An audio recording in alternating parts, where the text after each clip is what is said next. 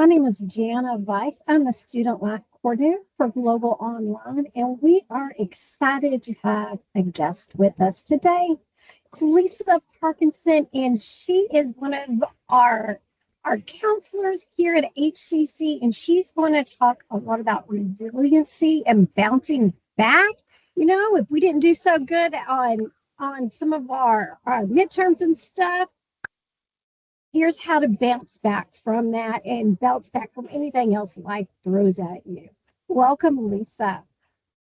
Hi, thank you for having me. I'm going to share my screen, so let me know if you can see it.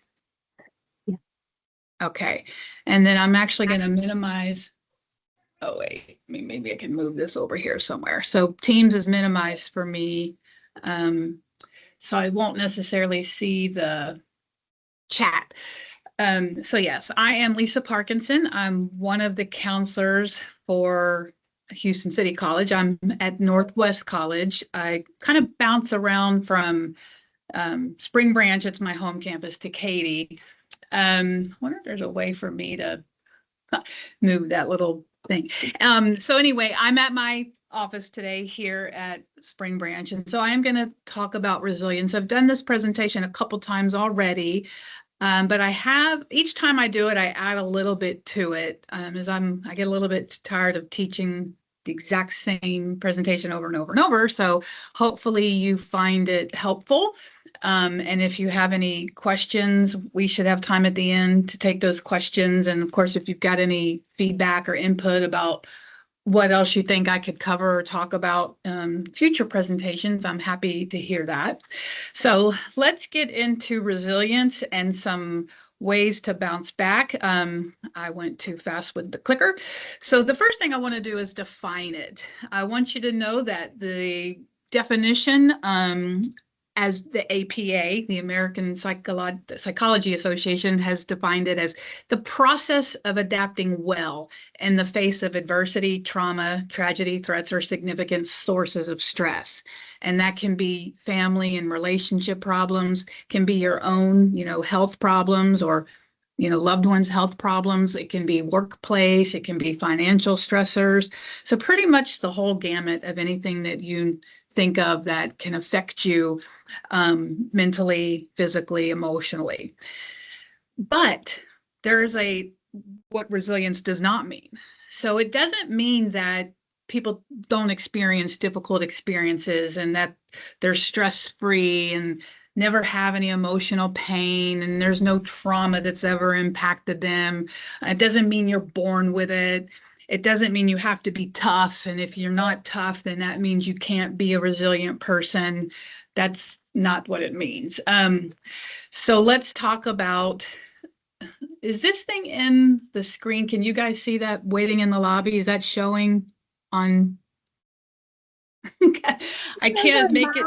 As I let people in. Yeah, I just didn't know if it was covering anything up as I'm talking, because I'm not seeing it, when it pops up.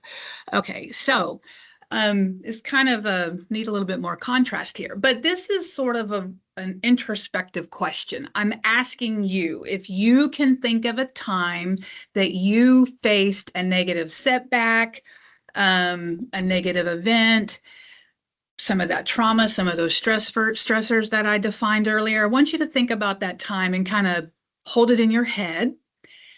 And let me ask you some questions about that. So thinking of that time, what happened? Did you have any control over that situation? When it happened, what was your initial reaction? What did you say to yourself? What did you think even?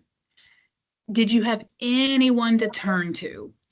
So these are some key questions that we're going to kind of identify as we go through this presentation, because this all ties into how you build resilience. Because again, we said earlier, you're not born with it.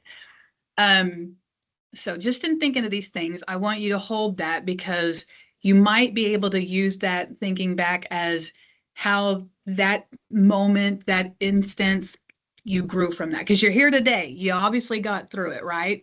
So there are some little honeycombs here. So there's different ways in which people bounce back. And so I'm going to kind of go through each little um, honeycomb thing here and just think about it as I describe it or define it.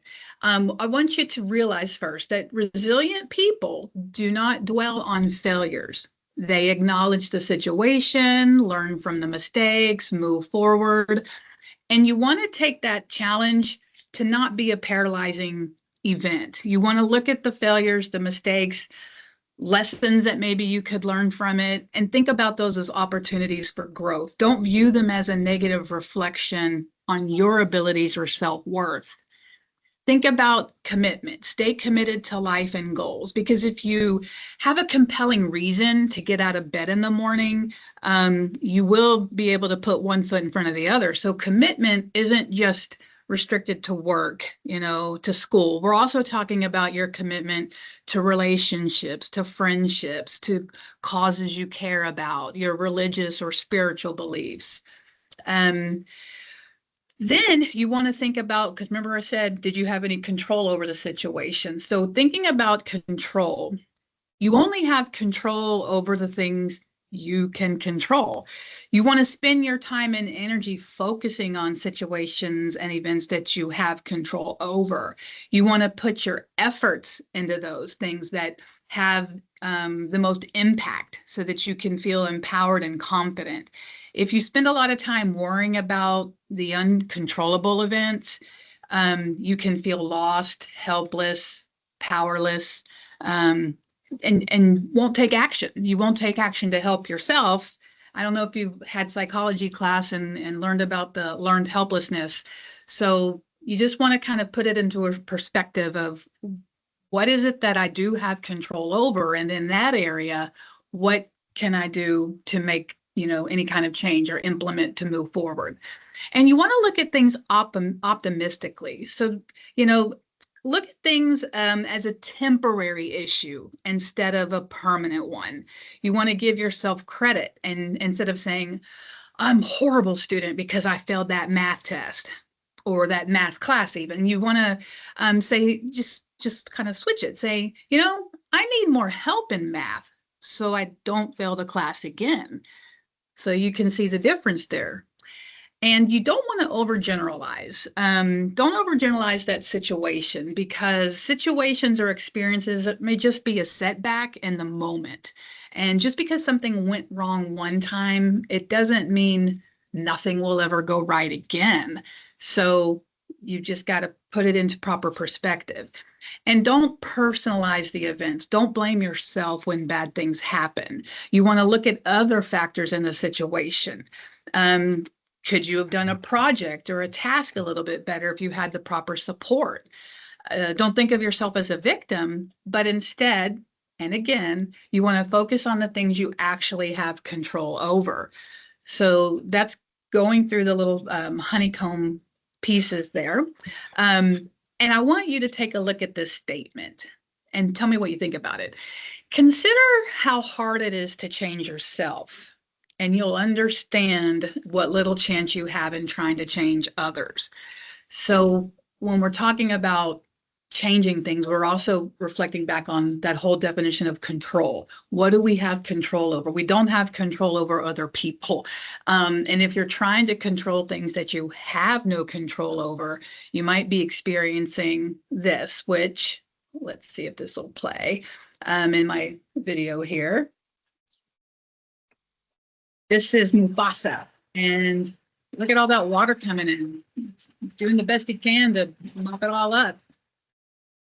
So that is definitely a clear depiction of trying to control the uncontrollable. And I like that. So there are some things you can do to help yourself bounce back. And I'm actually going to go through a list of these, and there's a lot of them. So, stay with me here. The first thing you want to do is learn to relax. If you're genuinely an uptight, anxious person, then this is something that you do have to take into full consideration. Learning to relax can be tough at first, but some ways to do that is to get a good night's sleep. Maybe you don't sleep well at night. Maybe you need to find time to take a nap or something, but you want to make sure that you give your body that downtime, that chance to rest.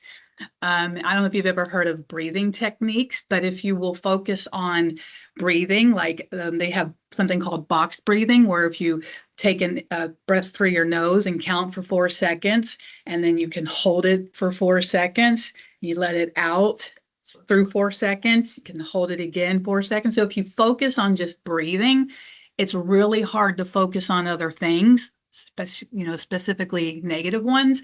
And so breathing techniques can kind of help ground you and help you to relax. And don't forget to do the things that are fun to you, things that you previously enjoyed, your hobbies, whatever they were. If it's something as simple as getting back to listening to music or reading books or something, get back into those things. You want to bring yourself that same joy or pleasure that you had before. It might be tough at first, and you might not feel the same amount of joy or pleasure with it, but eventually that will come. And you want to practice positive thinking, because if you stick yourself in those negative thoughts and that's just where you stay the whole time, those negative thoughts create negative feelings and negative emotions. And it's really just going to keep you kind of in a sense of despair. So if you think positively, you can reverse that, and you want to come out of that funk or whatever you may feel it is or call it. But you have to recognize when you're doing it. And then you want to learn from the past. So remember when I asked you earlier, kind of a negative situation, was it something you had control over? Did you, make a mistake that you're not going to do that next time, kind of thing? So if you evaluate that scenario, whatever it was, and you recall what your part in it was, what control you had, if there were any mistakes that you made or some different direction that you'd like to try next time, or hindsight's 2020, you figured something out later, you'd be able to implement that. That's totally learning. You've learned and you now can implement something differently next time and hope to not have that same result. But if you do, well, try something different the next time. And also, you really want to focus on how you're responding. You want to choose your response. You don't want to just react. You want to think through positive and calm ways to handle the situation. That way, you're not creating a bunch of stress or anxiety for yourself. Don't let emotions drive your decision making, because that is more of a reactive response instead of just a thoughtful response. If somebody makes you angry and your usual initial reaction is to just go off on them and yell, that's reacting. So you want to kind of stop yourself in your tracks, and you want to maybe take some breaths, count to 10. And it sounds maybe contrite. Maybe you've always heard that, count to 10, but it's true, because if you can calm yourself, you will respond instead of react. It may take a little bit more time to put some thoughts into your head because of the way you want to articulate what you want to say in a response versus just being reactionary. But it also takes practice. So, but you didn't think resilience takes practice, but it does. You want to be confident. And if you aren't someone that's just naturally confident, then you can learn self-confidence. You can do that. You believe in yourself, obviously, to get through that tough situation. But we want to also recognize when you did get through past tough situations. You want to give yourself credit for the traumatic things, the tough things, the difficult things you encountered in the past, and recognize, I'm here, I made it. So what did I do then that got me to this point today? And maybe it was a very rough, bumpy journey or road that got you here today, but the point is you got here today. So that in of itself should help you reflect and build a little bit of confidence. But self-confidence will come through in other ways too. And again, it's something that you kind of build on. You want to make sure that you have supportive relationships. So take a look in your inner circle, your family, your friends, coworkers, classmates, people that you can trust. If you feel comfortable enough to talk to them kind of about your stress or negative experience, just to see if that's somebody that's a good sounding board, someone that can, give you some comforting words, maybe advice. Not always are you looking for advice, though. Sometimes you just want someone to listen. If you've got somebody that's going to immediately say, well, what you did wrong was, that's probably not the person that you go to. So just think about who can you keep in that circle. And sometimes it's not a very big circle. Sometimes it's a small circle, but you just want to make sure that you have and or develop those supportive relationships. And you also want to be flexible, because sometimes what causes anxiety and stress is that when we're so rigid in our plans or our goals or whatever it may be, and they don't go as we plan, we feel like we've just lost all control. And that makes us kind of get off our mark. So you want to try to be flexible, go with the flow, as they say, and be open to plans changing. Because again, we cannot control the weather, we can't control other people, we can't control what they do, what they say. And so by being flexible, we have control over ourselves, we have control over responses when those things do come up differently than we anticipated or we wanted. We also want to make sure that if we're goal setters, if you actually, not necessarily just like New Year's resolutions, but just in general, if you write goals for yourself, whether it's each semester or each month or however you do it, you want to make sure that they're realistic goals. And we use SMART goals. It's an acronym for specific, measurable, attainable, realistic, and time bound. And what that does is it lets you, it's really good to write it down or even put it in your like a electronic calendar, digital calendar, instead of just thinking about it, because you can't really hold that much detail necessarily in your head for your SMART goals. But it's a way that you can check in with yourself and kind of check on your accountability.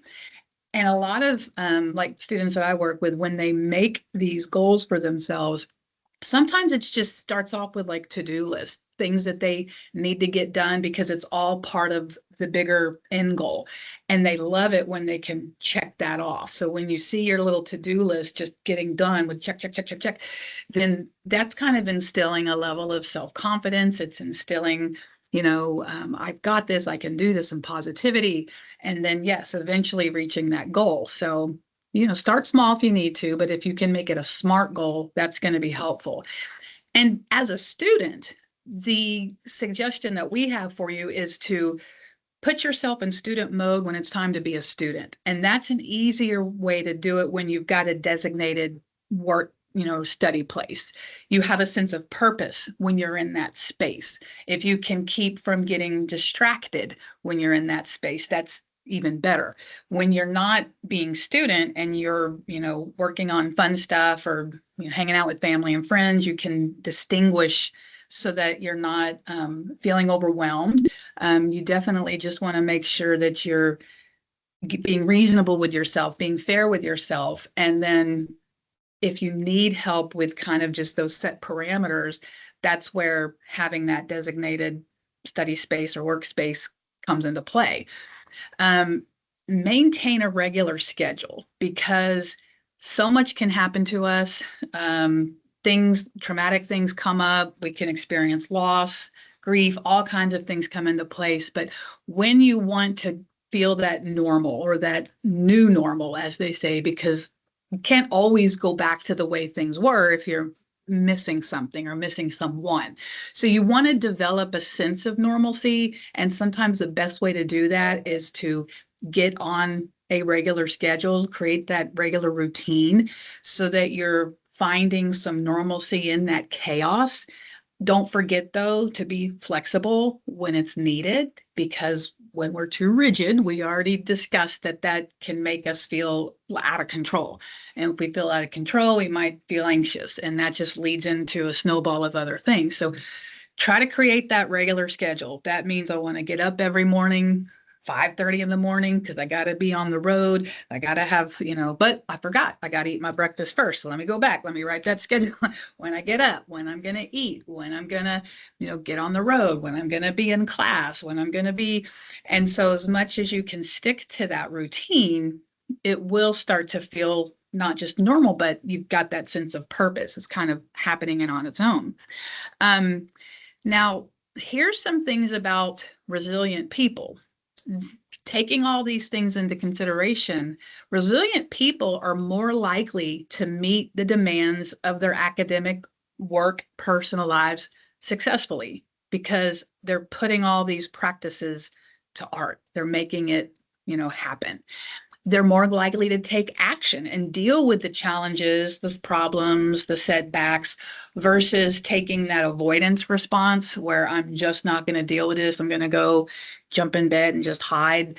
And maybe you might need that for an hour or something if it just becomes, and maybe that's where you feel safe.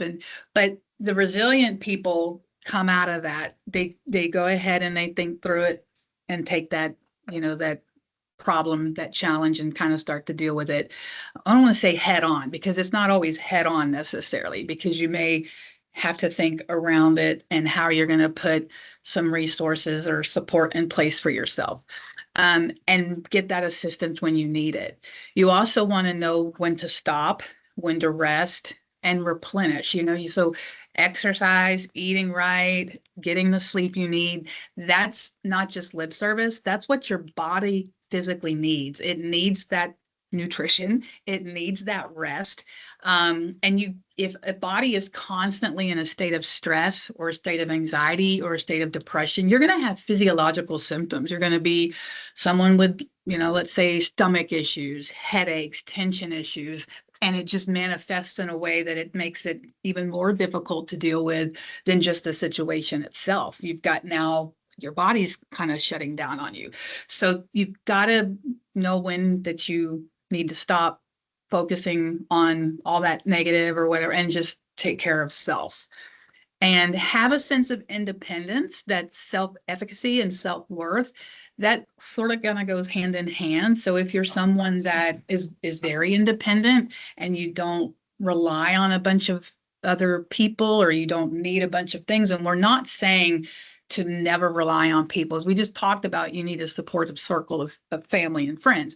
But when you have built or created a way through it, I don't call it a way out, but a way through it of your own doing, you can pat yourself on the back about that. You feel that sense of self-worth because you did this. Yes, you may have used resources and supportive people around you, but you taught yourself how you can rely on yourself to get through something difficult. And then you want to also understand that resilient people are more likely to form and maintain those positive, mutually respectful relationships with others. So if you've got somebody that's sort of a Debbie Downer, or someone that's real toxic, they're not very supportive, you go to tell them your story and they immediately start telling you about what happened to them and what they're doing.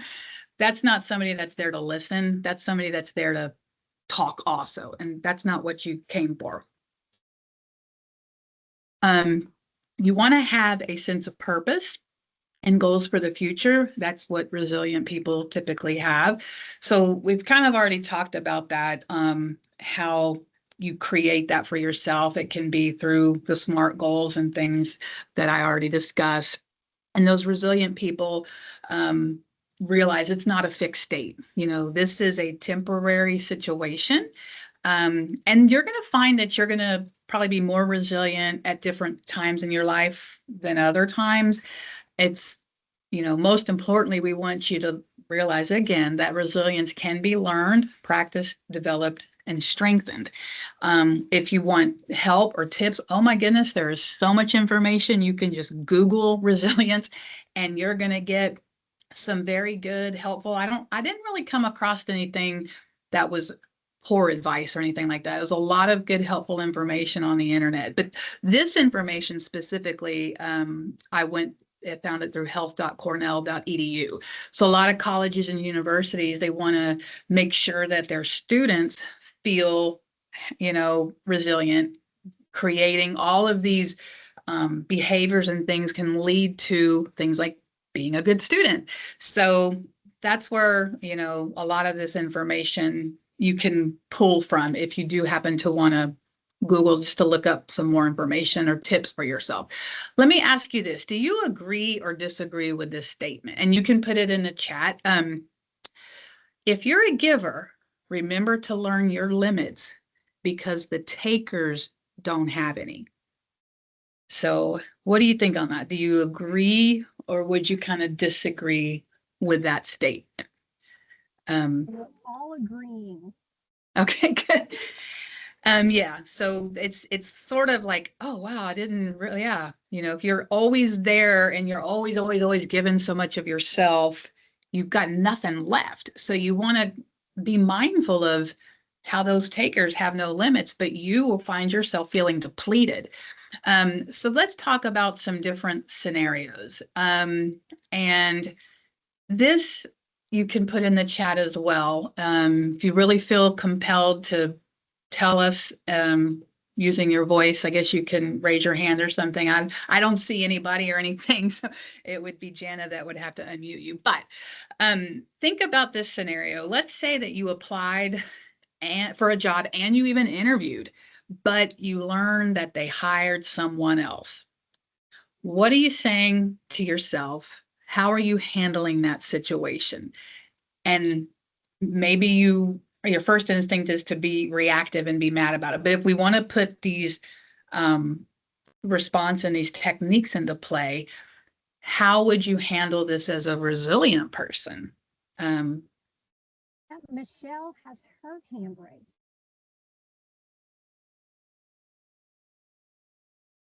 Okay. Go ahead, Michelle.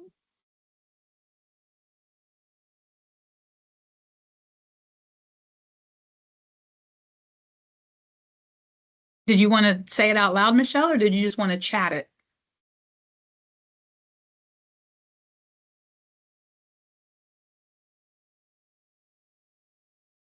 No, we can't hear you. Let me look and see why.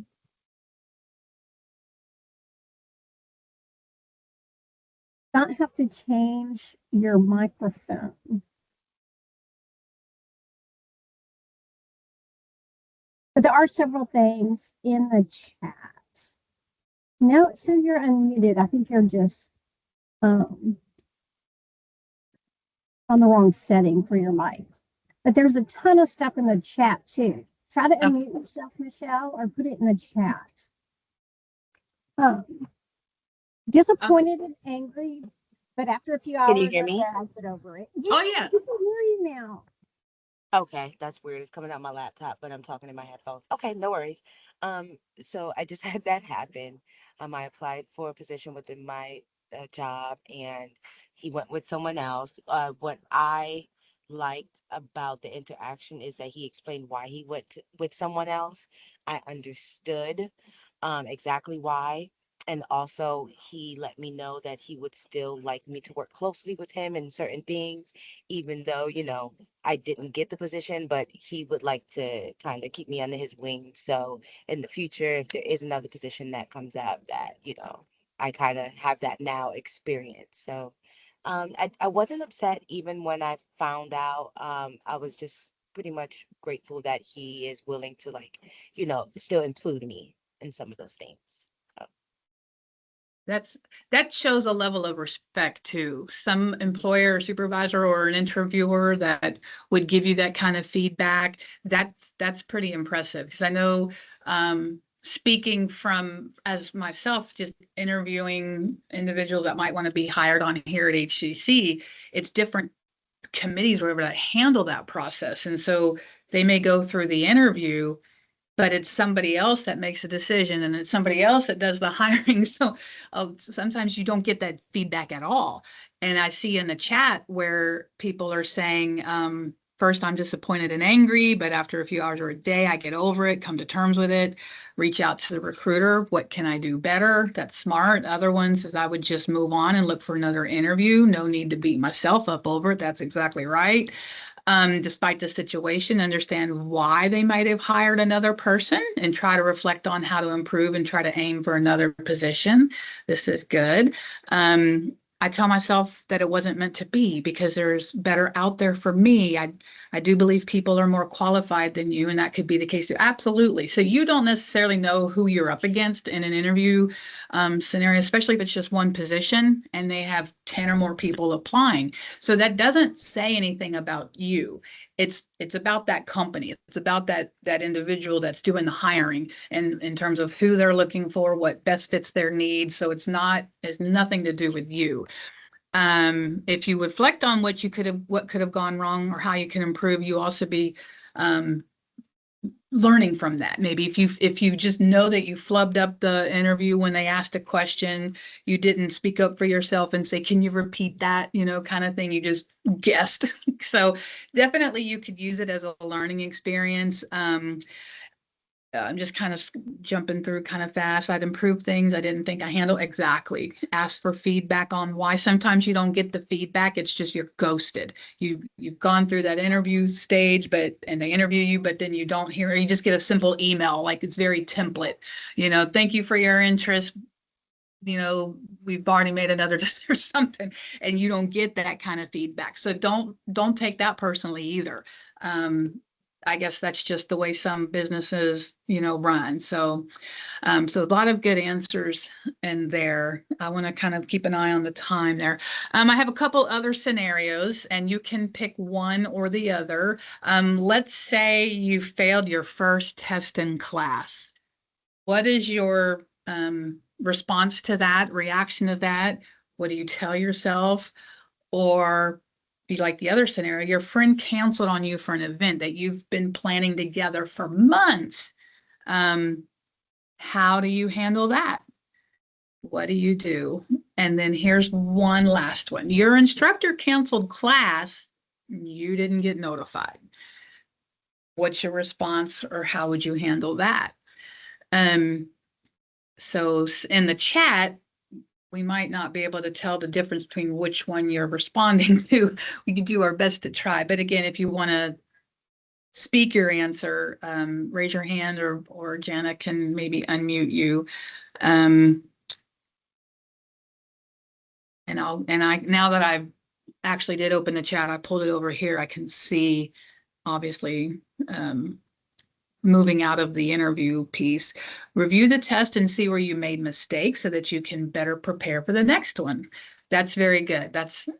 And do you always have access to the test that you took? I find some of my students tell me the instructor doesn't go over, especially if it's an online exam. You've taken that test, it's a one and done thing, you get a grade, but you don't necessarily know what you missed or why. That's frustrating. I don't know if emailing the instructor, asking to set up an office hours meeting or something to kind of go over that, just so that you can do that and find out where it was, what you missed, or if the instructor would just kind of summarize where it went wrong and what to focus on, for the next. That's not as helpful, I don't think, but at least you're getting something so that you know what to focus on for maybe that final exam if it's cumulative. But even on a personal level, if it's something that you truly want to learn and improve in your knowledge base, it's helpful to have the specifics. Yes, to review that topic that you didn't feel well in. You probably didn't, so you would tell yourself, I didn't learn enough and I need to do better next time. And so if you say to yourself, I didn't learn enough, does that, where's the action to that? Would you make a SMART goal and write out how you're going to learn more or learn better? We would suggest implement things like go into tutoring, check in with your instructor, maybe even talk to your classmates after the fact. How did you guys do? Did you really understand the material? Would you want to set up a study group? So there's definite ways that you can, do better, so to speak. First, you would be disappointed in yourself because failing the test can lower your confidence and make you feel stressed.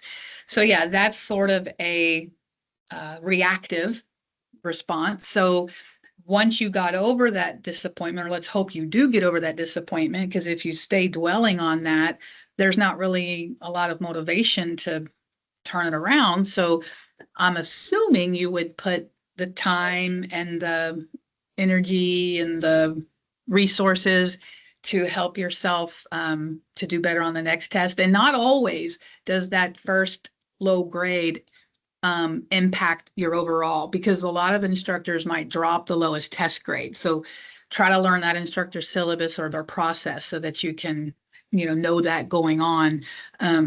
Okay, so this test was rough. I didn't do so well. This is what I'll do next time. And I, can get better from here. Let's see, I'm just kind of jumping in. The instructor canceled class, you didn't get notified. Try to make the best of the situation. Either go to library, get a head start on the upcoming assignment. That's very good.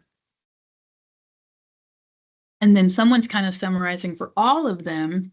Reflecting is important. Come to terms with your frustration or any other feelings and then move on accordingly. Studying more and being sure what will be on the next test. Maybe take yourself to the event. Your friend canceled on you. Take yourself to the event and enjoy your alone time.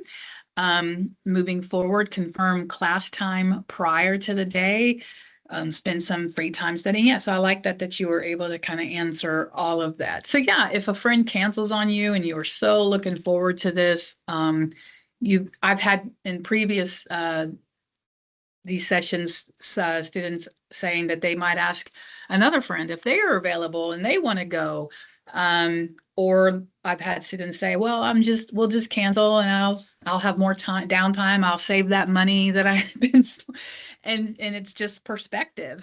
And yes, a lot of students say, if I don't have to go to class, that's great. I'll just stay in bed longer, or because how they knew that, I don't know if they were not notified, but a lot of them did say they would take that time to study. They already came to campus, and so they're just going to go ahead and take time to study.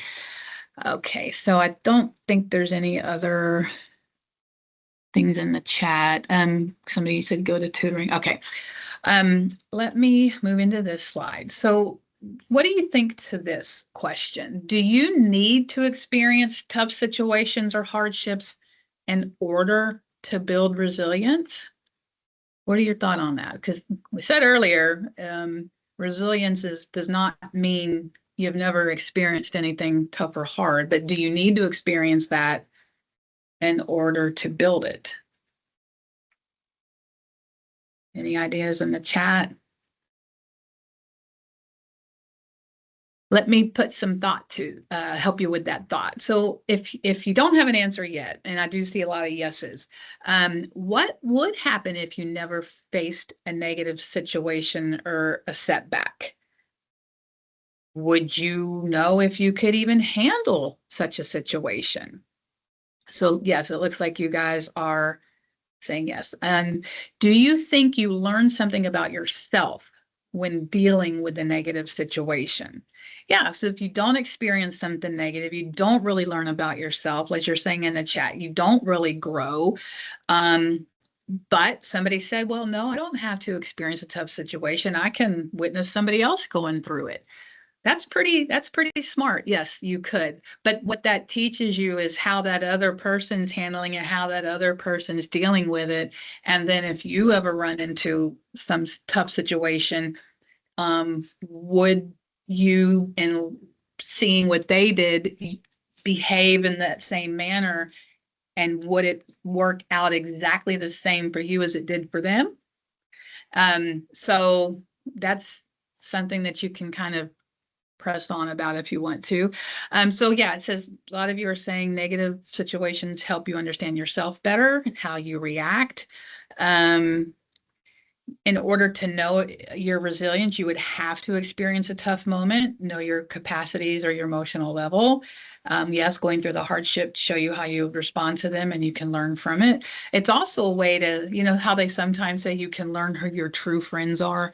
So if you're going through a tough time and you're, trying to reach out to that supportive, group or relationships that you have, and you've called that friend, no response, or you've talked to that friend and all they want to do is tell you about them and how this happened to them once upon a time. So in some ways you find out who your true friends are, who can be part of your supportive group for you when things, you need to connect on an emotional or personal level like that.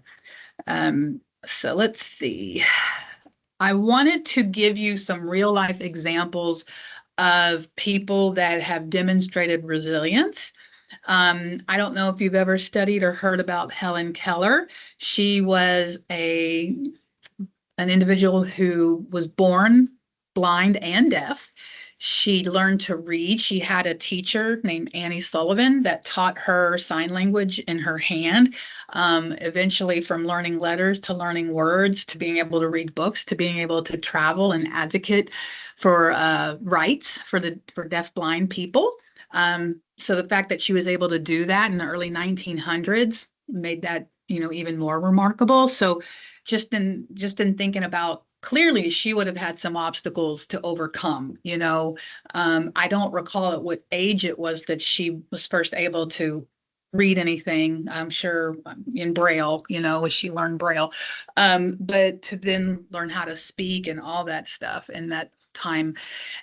We've all heard of Oprah Winfrey. She grew up poor and in terrible conditions in her home life, it says. And it says, as a poor Black woman in America, she had all the odds stacked against her, but nevertheless, she persisted and became one of the most powerful women in the world through her media empire.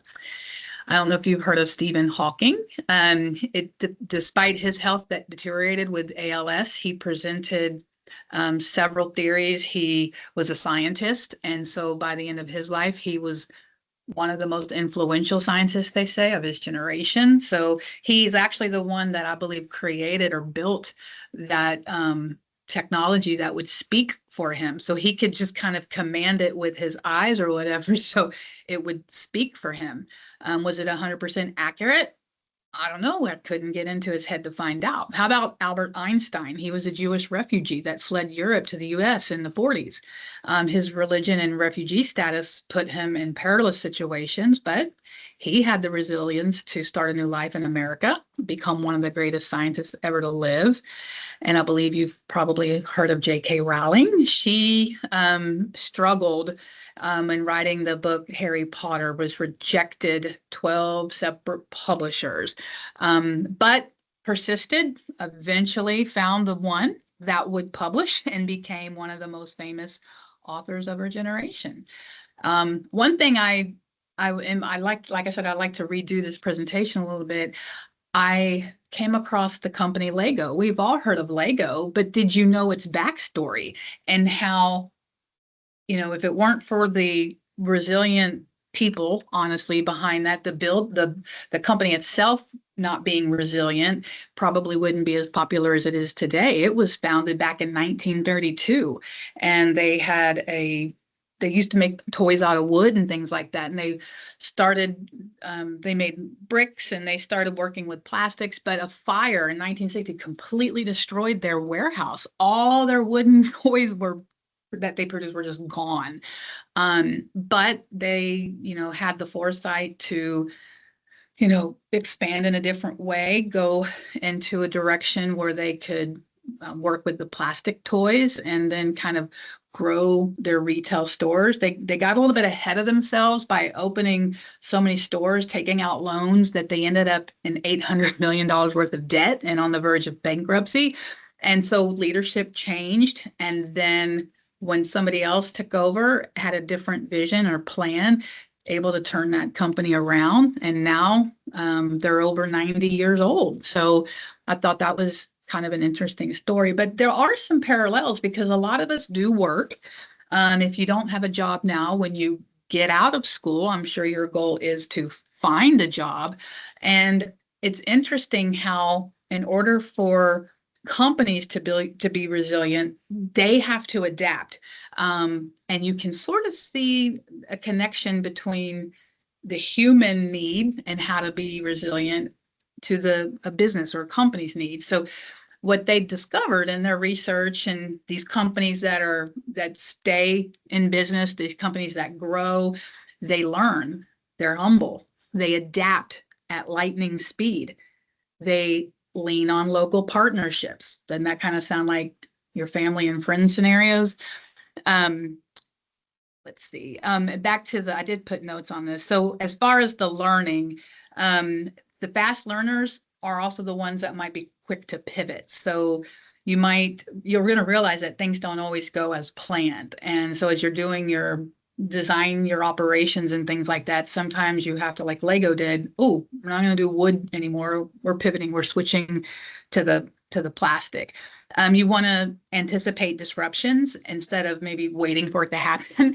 You just want to have that plan B in place. Humility is essential for that kind of swift and effective adaptiveness. So the just kind of want to hit the main point. So when you're talking about your local partnerships, you want to make sure that you're able to source materials from your nearby suppliers, so you're not, relying on distant sources or so many other people. It helps you to be flexible as well. Let me move this chat box so I can get where I want to go. Then we've got the notion that you need to make room for redundant infrastructure. And that's kind of weird to understand or to say, because like redundant infrastructure, what does that mean? Well, for example, if the power goes out, not just in a company, but just think in terms of your life, what is your backup plan? Do you have a generator? Do you have battery backup? Like, how do you get through that moment? And so companies had to figure out they were going to invest in their infrastructure and have telecommunications and technology and parallel networks and all this stuff to help in case they encountered something, I don't call it destructive, but difficult in their day-to-day operations. In unstable environments, you've got to build your own stability. So thinking in terms of the company, they've got to take matters into their own hands. They want to ensure smooth operations, so they fill the institutional voids, as it were. They want to build or form diversified business groups. So that, whatever that is, to help to provide for them the critical support they need, talent development, their local infrastructure. So when you think about the impossible, you're working your way towards it with planning, using, again, those that are around you that can support you. Maybe it means moving to a better location that's not unstable. If you think about our students who unfortunately have unstable homes or lack of homes, they need that foundation first. They need a safe place to be. It could be on someone's couch somewhere. It could be in one of our shelters. It could be that they need help with their food insecurities and they take advantage of our food scholarship programs through the Houston Food Bank. So just trying to stabilize what's unstable and the environment there, and then empower employees to be agile and responsive to change. So that's sort of self-descriptive, but we want to make sure that not just in companies, but people having the freedom to make decisions where it's possible, take ownership of their own work. Companies think that allows them to respond quickly to new challenges and come up with creative solutions. So if you think about all these aspects, and there was actually another one I guess maybe I was too tired. I couldn't think of a way quickly how it would, also mean how humans do it too. But when you think about it, companies are essentially humans. And if a company's going to grow and advance or stable, they've got to have that resilience. So if you want to train like a business or you want to own a business down the road, you want to make sure that you have sort of these features thought about or built in so that you can maintain what you need to maintain.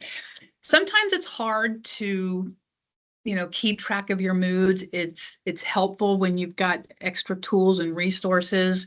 And I just checked today before I did this presentation about these different apps. Some of them cost money, some of them are completely free.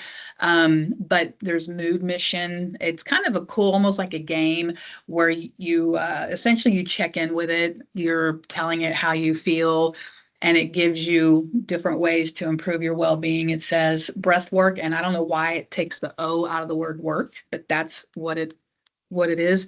So it teaches you some of those breathing exercises. When I looked on it today, they are now part of Peloton. So I don't have one of those bikes, those are expensive, but those are already some, I don't call it AI or virtual, but it's essentially giving you a connected thing or being to exercise with. So if you think in terms of now you've got something to help you breathe through and during your exercise, even after your exercise, just sort of a grounding and calming experience. You can try that app. Resilience app, it still seems to be a paid for, or it's free to someone whose company or employer provides it. And it's got diagnostic assessment, it tracks your goals, it helps you meditate, and there's videos and stuff on it. There's also Driven Resilience, Resiliency Program 360. That one, I don't know if it's been adapted beyond an iPhone or an iPad, but it's another option. And then Happify, that's still there. So that's kind of cool. It's science-based activities. So the whole thing is, as they say, there's an app for that. So if you really want to try to check in with yourself, if you want to see what are some other things that you can do to help, become more resilient, to practice to get better at resiliency, these are some ways that you can do that. If you're just curious to kind of dig into a little bit more of the information that I shared today, these are some of the 3 bigger, resources that I used. Mind Tools has just got a lot of information there. APA, a lot of different articles, and those articles typically come with 1, 2, 3, 4, 5, tips or steps and things to do. And then I had mentioned earlier Cornell Health, so there's information and resources there. But also want you to know that as a student at HCC, we do have counselors around our system, including there's 2 online counselors, but any of us physical counselors also can do virtual counseling over the phone if needed. So we're here to help with just basic counseling services, got a little bit of anxiety, some stressors, some things that are interfering academically. If a student needs some more in-depth intensive, maybe specialized, like I got to lay on the couch and talk about, my trauma from childhood, we would give you resources for that, because HCC doesn't have a setup to do therapy like that. So we would definitely want you to have some resources. A lot of our resources are already on our website. So if you're self-sufficient, you just want to peruse through there, everything from mental health to financial resources, we've got it. And then if you're specifically want to see where we are, who we are, and how to contact us, that information's on our website as well. And essentially you would just email a counselor and say, I'd like to set up an appointment to talk to you.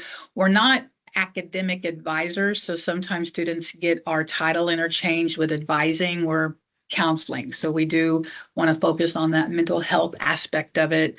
A lot of our students that are on academic probation or suspension, we get to take it from the academic level and move into the personal side of things if they need it. And a lot of the stuff that we covered today in resilience, we can put into those conversations we have when we're talking about how to improve their GPA by way of improving themselves, improving their confidence, and making those SMART goals and doing those things that will help them, do the work that's going to help them get the grade that they need. So the bottom line is we're here to help you. We just want you to know that we are available. It's something that we don't have the answer for. We're not quite sure. We have no issues with trying to find out for you and guiding or directing you in that place. And then that's all I have. Hello, everybody. Good afternoon, everybody, for coming and for participating and chatting with us. I know I love this workshop too. Thank you, Lisa. But thank you all for coming today. Thank you all for participating. And thank you, Lisa, for this wonderful, amazing presentation. I hope you found it helpful. Thank you, everybody. Bye. Bye-bye.